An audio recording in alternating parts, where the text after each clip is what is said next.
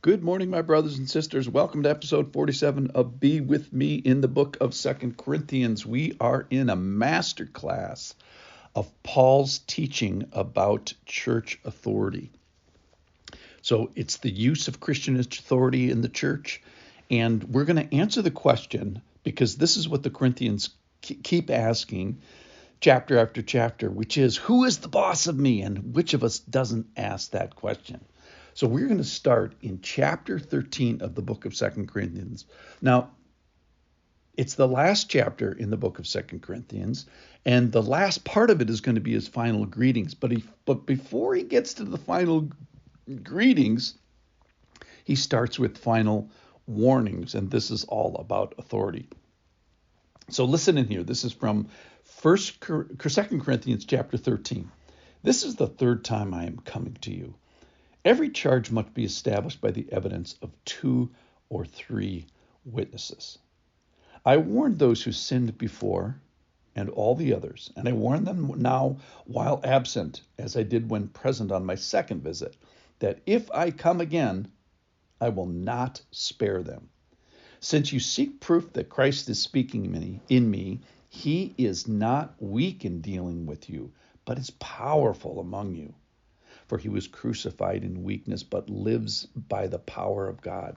For we also are weak in him, but in dealing with you, we will live with him by the power of God. That's verse 4, and I'm going to skip down to verse 10 because this is a nice summary. For this reason I write these things while I am away from you, that when I come, I may not have to be severe in my use of the authority that the Lord has given me for building up and not for tearing down.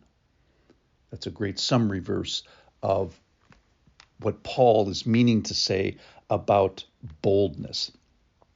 All right, so the question we're starting with is from a person in the congregation, which is what the Corinthians are asking, is who is the boss of me? Now, the way Paul started, he's pulling out a stick here, or at least showing the rod of authority, but he doesn't start there. He starts back in chapter 10, says, I, Paul, myself entreat you by the meekness and the gentleness of Christ.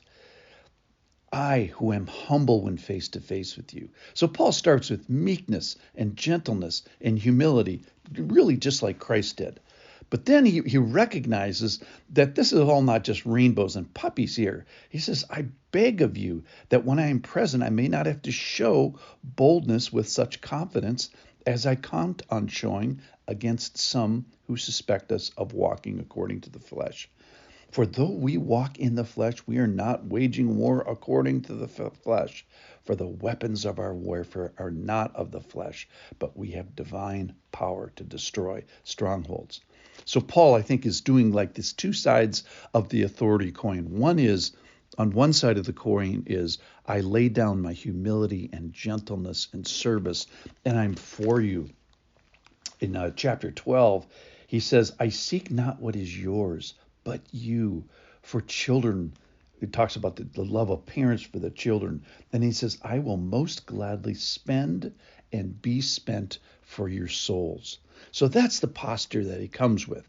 The other side of the coin is, hey, we're at war, and sometimes boldness must be established.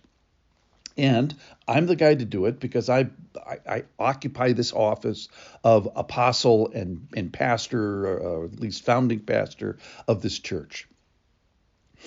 All right, so the questions that we need to ask are, do you want a leader who doesn't start with humility and gentleness and weakness and imitating the way that Christ does? Obviously not. Let's get a leader that does that. Second question, do you want a leader who isn't for you, like it says in 12:15, like the love of a parent who feels your pain and rejoices when you rejoice, who is spent for your souls, who is seeking your best? We see it here today that Paul was given to the church, and leaders are given to the church for their building up.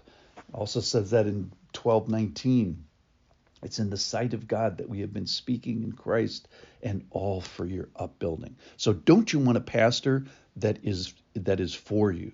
And then third question, don't you want a leader who understands that it is a battle and it is a war and there is a conflict of ideas and people need to be brought to the pointy end of conviction every once in a while?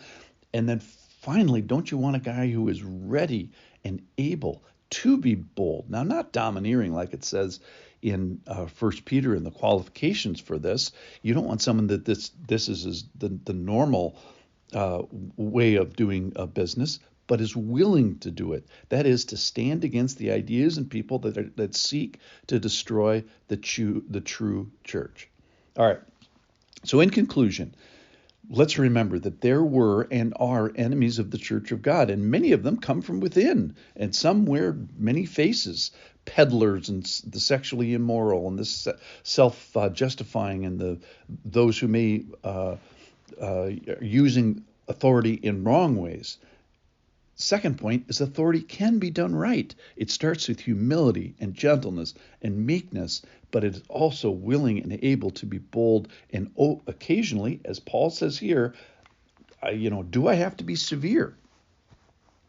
Thirdly, the motivation, and so why is there authority in the church? Because it would be chaos without it. But the point I want to make is that it is used to build up, not tear down. And so every person must ask, who is the boss of me? And what kind of a person do I want to be the boss of me?